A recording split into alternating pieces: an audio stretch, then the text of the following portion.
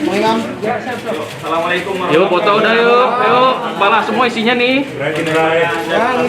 KPK telah beberapa kali, 2 kali dipanggil oleh Bang, kami bukan mangkir, kami bukan tidak hadir, tapi sebagaimana diamanatkan di pasal 3 Undang-Undang 39 bahwa azas-azas yang perlu diperhatikan salah satunya adalah pasal 3 ayat 2 mengatakan perlu kepastian hukum. Karena itu salah satu kepastian hukum itu adalah kejelasan tentang keterangan apa yang dibutuhkan oleh Komnas HAM kepada KPK. Dan itu kami kemudian berkomunikasi, dan pada hari Selasa kemarin kami mengutus Biro Hukum kami dan juga Kepala Bagian Mitigasi untuk mempertanyakan kira-kira apa saja yang menjadi keterangan yang dibutuhkan oleh Komnas HAM untuk menindaklanjuti laporan pengaduan dugaan pelanggaran HAM tersebut. Oleh karena itu kemudian pada hari ini saya mewakili KPK hadir untuk menjelaskan mulai dari landasan hukum, legal standing KPK menyusun kebijakan pengalihan pegawai KPK ke ASN, mulai dari tindak lanjut pasal 6, pasal 5 ayat 6 PP 41/2020 yang memandatkan kepada KPK untuk menyusun peraturan komisi tentang pengalihan status pegawai KPK menjadi ASN. Kemudian lahirlah Perkom nomor 1/2021 tentang pengalihan pegawai KPK ke ASN. Itu kebijakan regulasinya. Kemudian pelaksanaannya KPK bekerja sama dengan BKN. Itu pun berdasarkan Perkom nomor 1 tahun 2021 pasal 5 ayat 4 bahwa pelaksanaan tes wawasan kebangsaan dilaksanakan KPK bekerjasama dengan BKN. Itu pelaksanaan, dasar pelaksanaannya. Kemudian pelaksanaannya mulai bulan Maret 2021 sampai akhirnya diangkat menjadi ASN pertanggal 1 Juni 2021. Jadi kami menjelaskan kepada Komnas HAM berkaitan dengan legal standing, dasar hukum kewenangan, kemudian kebijakan regulasi, dan pelaksanaan dari alih pegawai KPK ke ASN yang telah dilaksanakan pada tanggal 1 Juni 2021. Lebih lanjut kami kembalikan kepada Komnas HAM, mungkin ada yang bisa disampaikan oleh saya. Waktunya hanya 10 menit ya. Atau sama Pak Gubernur dulu nanti kita sampaikan. Dia mau ke bandara. Ini kan dari pegawai yang menuntut itu menuntut adanya transparansi hasil proses dan juga hasil dari TWK ini. Nah, tanggapannya seperti apa? Sepanjang yang menjadi wewenang dan dilaksanakan oleh KPK, KPK akan transparan. Mulai apa? Mulai dari pembuatan perkom, pelaksanaan, sampai kami bekerja sama dengan BKN untuk melaksanakan TWK. Bagaimana metode, materi, dan hasilnya bagaimana? KPK itu bekerja sama dengan BKN. Wilayah BKN untuk kemudian yang memiliki otoritas untuk membuka atau tidak, bukan KPK. Pak, BKN bilang hasil asesmen itu rahasia negara. Apakah KPK juga tahu, Pak? Sekali lagi, kalau KPK tidak memiliki kompetensi untuk menilai apakah hasil TWK yang bersifat personal itu merupakan dokumen yang bisa dibuka atau tidak. Sekali lagi, KPK tidak berkompetensi untuk menyatakan iya atau tidak. Itu adalah ranahnya BKN.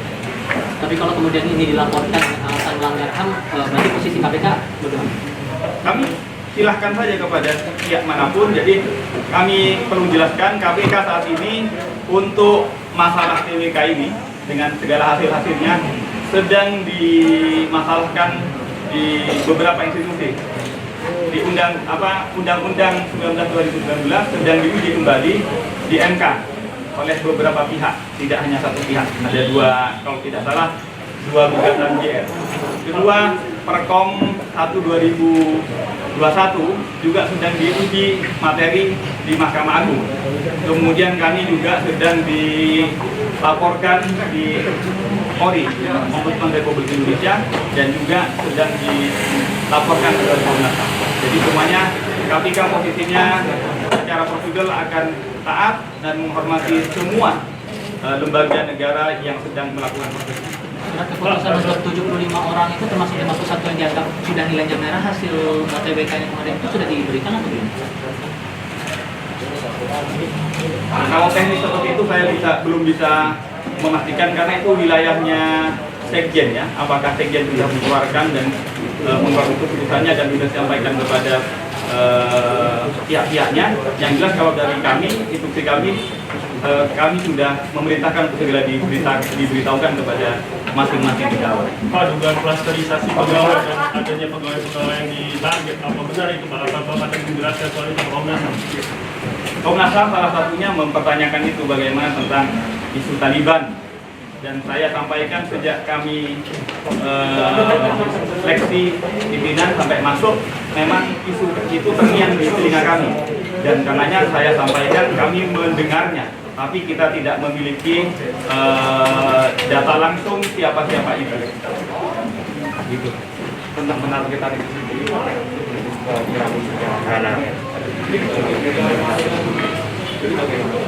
Iya, jadi Komnas HAM mempertanyakan apakah TWK ini memang menyasar atau menargetkan pada orang-orang tertentu. Jadi sekali lagi, sepanjang sepengetahuan saya, semuanya berjalan secara objektif. Bahkan sampai kepada perjuangan KPK untuk kemudian memperjuangkan dari 75 dan akhirnya menjadi 51, itu juga semuanya berbasis indikator, kriteria, tidak berbasis nama-nama. Kalau target berarti kan berdasarkan nama-nama. Kami berdasarkan kriteria. Jadi perjuangannya perjuangan untuk mereview indikator yang digunakan bahwa menurut kami itu tidak layak. Sehingga sebagaimana disampaikan terdahulu, ada 3 klaster ya, hijau, kuning, merah. Hijau itu ada 7, kuning ada 6, merah ada 9. Yang kita perjuangkan akhirnya membuahkan dicabutnya indikator hijau, banyak 7 indikator, 6 indikator kuning dicabut juga, 1 indikator di indikator yang merah, hingga tersisa hanya 8 kriteria yang di merah. Pak, kabar yang bilang adanya pimpinan KPK yang nitip pertanyaan untuk beberapa pegawai dan itu untuk agar pegawainya nggak lulus. Apa benar itu Pak? Sekali lagi kami tidak tahu apakah ada titipan ataupun jadi saya tidak bisa mengkomentari. Kami tidak tahu.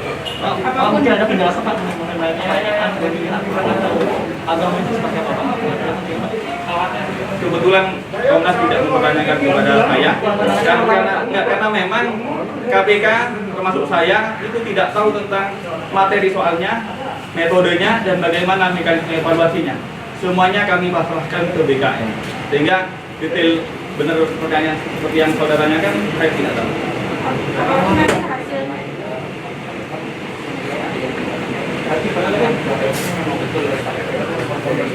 Sekali lagi saya jelaskan tadi, TWK itu adalah tool atau prosedur untuk menguji pemenuhan syarat tentang kesetiaan terhadap Pancasila, NKRI, Undang-Undang Dasar 45 dan pemerintah yang sah. Itu toolnya TWK yang melaksanakan BKN. Kemudian yang menentukan syarat memenuhi syarat atau tidak, semuanya dari asesor yang ditunjuk oleh BKN. Kami kemudian mendiskusikan hasilnya. Pak Gubernur, Presiden kan sudah minta bahwasanya hasil KPK juga dilakukan untuk pegawai. Apakah KPK tidak meningkatkan perintah Presiden atau bagaimana Pak? KPK sejak menerima hasil TWK tersebut yang MS dan TMS, kemudian karena pada saat itu membaca dan membuka TWK itu pada tanggal 5, itu pasca MK mengumumkan atau membacakan putusan MK nomor 70 PUU 2019 tentang uji materi terhadap Undang-Undang KPK. yang di dalamnya ada dua hal yang penting menurut saya berkaitan dengan ini, yaitu bahwa peralihan pegawai KPK ke ASN adalah secara hukum dan tidak boleh merugikan kepentingan pegawai, mau metode dan caranya apapun. Itu sudah menjadi bahasan di kami, tetapi sekali lagi dari tanggal 5 bahkan juga di tanggal 25 ketika kami rapat untuk menindaklanjuti arahan Presiden, kami kemudian rakor tanggal 25 Mei di BKN, itu semua dibahas. Kami memperjuangkan 75-nya untuk masuk sebagai ASN semuanya. Tetapi BKN berlandaskan bahwa karena pasal 69C mengatakan bahwa dapat diangkat menjadi pegawai negeri sipil atau ASN itu berdasarkan ketentuan perundang-undangan. Ketentuan perundang-undangan itu yang mensyaratkan harus memenuhi syarat TWK. Berarti KPK memperjuangkan. Sudah saya sampaikan di media sebelumnya, jadi nggak perlu diulang lagi. Nanti apa hasil dari Komnas nanti secara gimana sikap KPK sekali lagi penegak hukum, maka pasti akan taat pada keputusan apapun hukum di Indonesia yang berlaku. Apapun rekomendasi Komnas HAM, Pak. Apapun rekomendasi Komnas HAM, Pak. Pak, saya mohon maaf, saya harus karena harus ke bandara ya. Saya kira oke, makasih ya.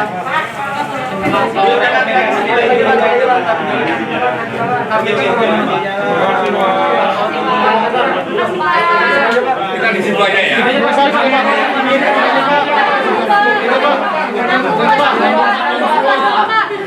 Tanggung Pak.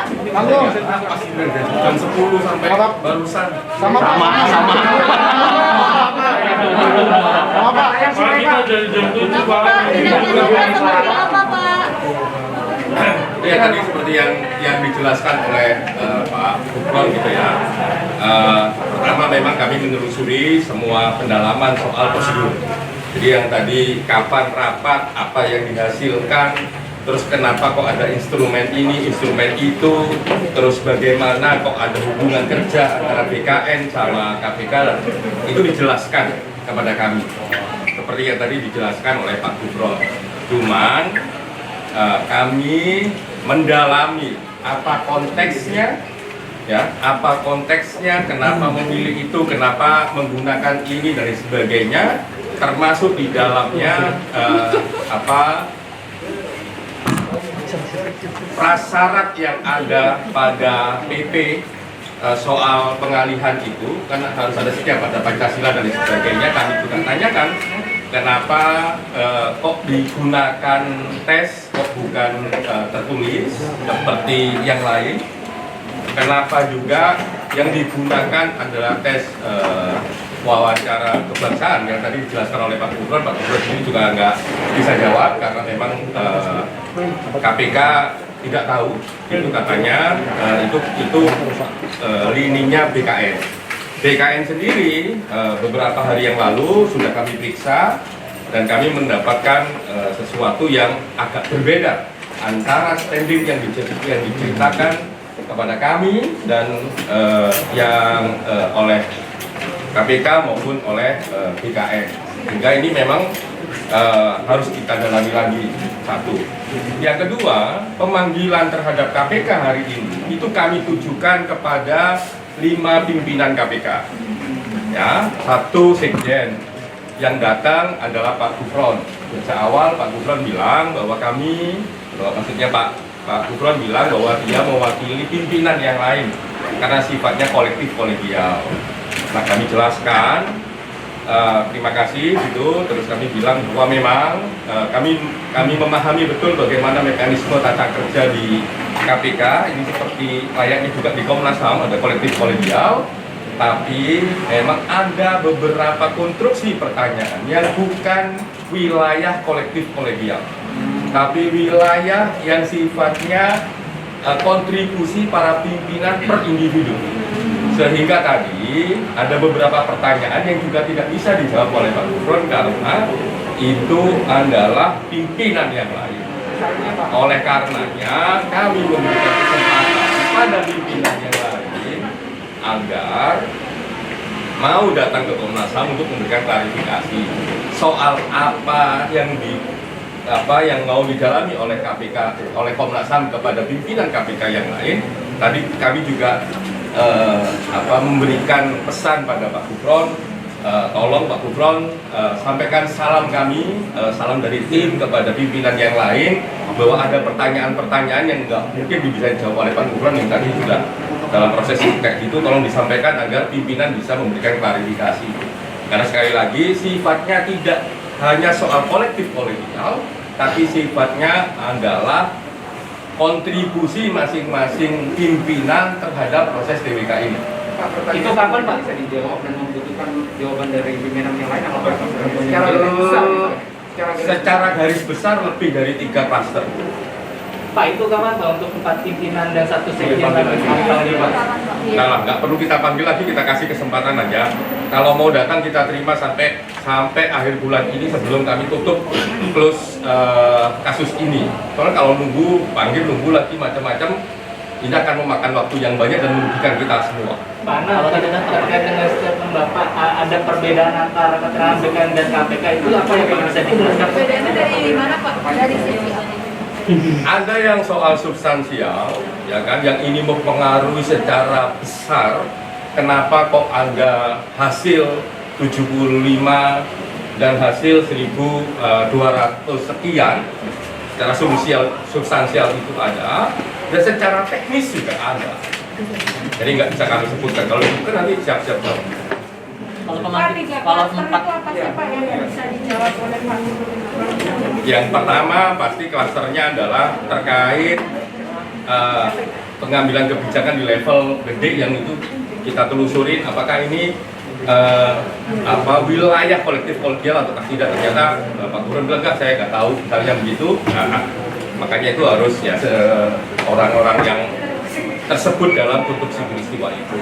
Yang berikutnya adalah terkait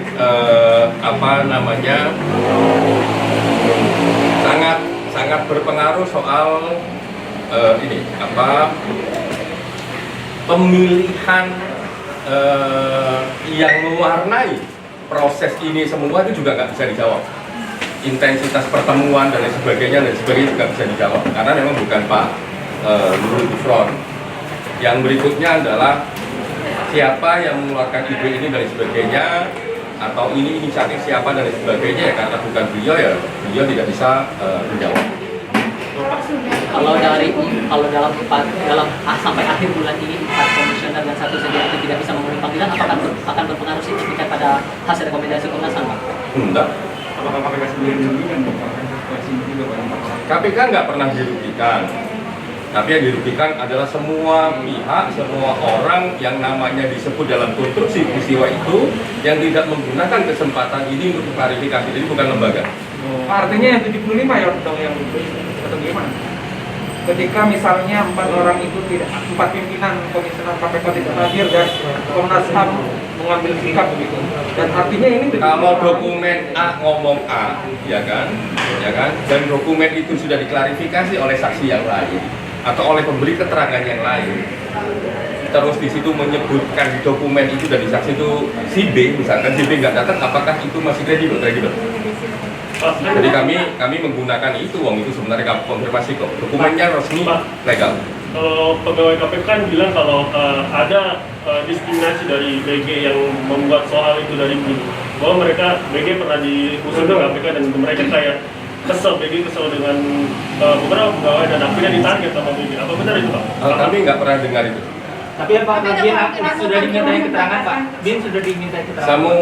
Semua institusi yang terlibat, ya kan, baik dalam konteks pengambil kebijakan maupun dalam konteks pelaksanaan tesnya sendiri kami panggil. BKN bakal dipanggil lagi nggak Pak?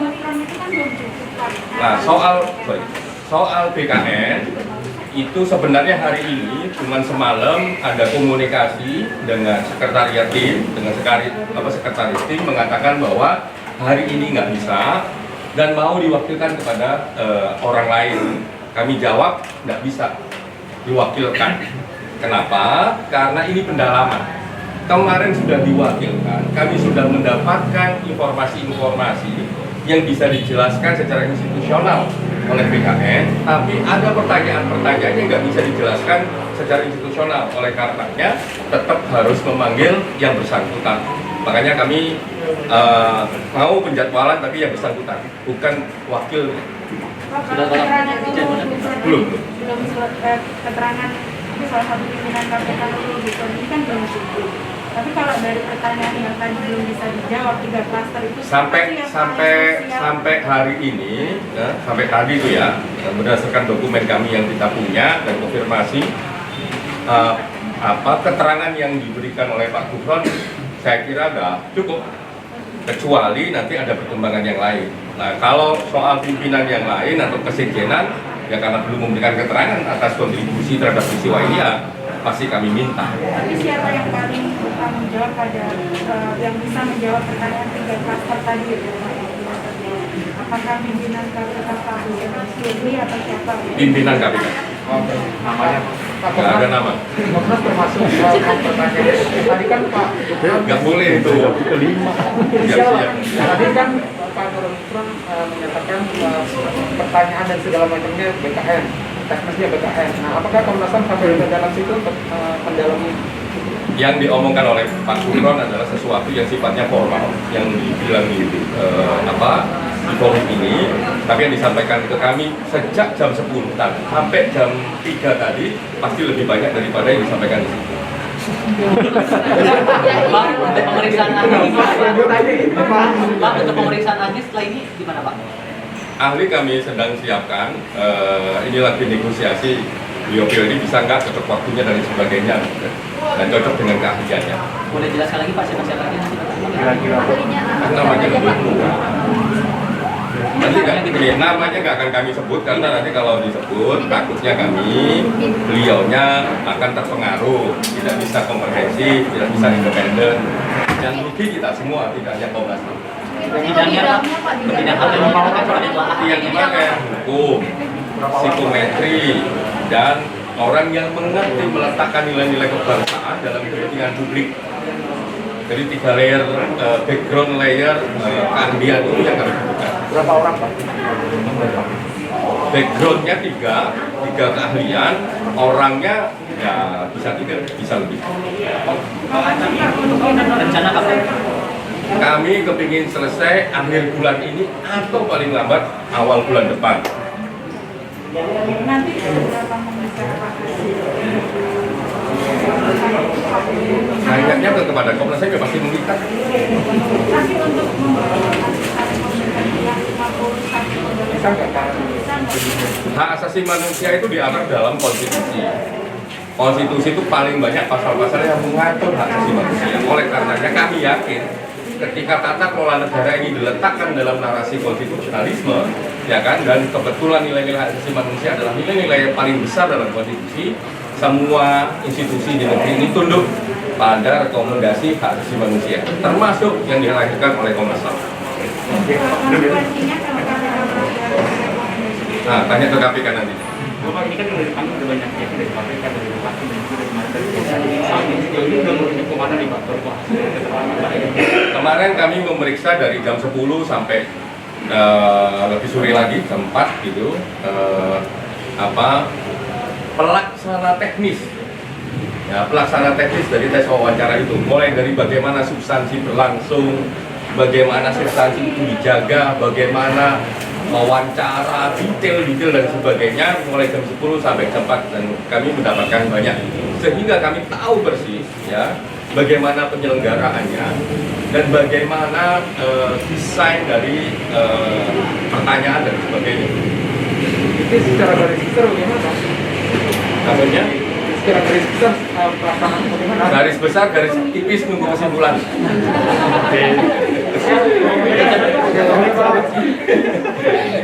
Ya garis besar dia punya kesimpulan awal. Rencana pemanggilan ahli ini dalam waktu di minggu depan Pak? Minggu depan. Kami berharap minggu ini semua fakta bisa beres gitu. Pak, artinya kalau KPK tidak nanti rekomendasi ini keluar dan ada rekomendasi dari KPK agar Saya mendengarkan kalimat yang dibilang oleh Pak Gufron. Beliau kesini mewakili kolega pimpinan yang lain mengatakan bahwa sebagai penegak hukum dia akan melaksanakan institusi untuk menegakkan hukum itu. Artinya berkomitmen untuk melaksanakannya. Kan begitu kan artinya? Ya, kami ucapkan terima kasih. Pak, ini kira-kira maksudnya berumpun HAM yang HAM memperoleh keadilan atau apa itu pertanyaan pemerintahan atau banyak? Dimensi yang kami ukur dalam konteks wawasan kebangsaan ini banyak. Salah satu yang juga kami uji, yang sering kali kami bilang dan ini penting bagi kita semua adalah soal stigmatisasi. Yang lain lebih banyak lagi. Apakah ada potensi stigmatisasi begitu ya? Kalau yang lain lebih banyak lagi dan ditunggu lebih detailnya. Karena semakin hari semakin berkembang indikator-indikator pelanggaran dan sebagainya.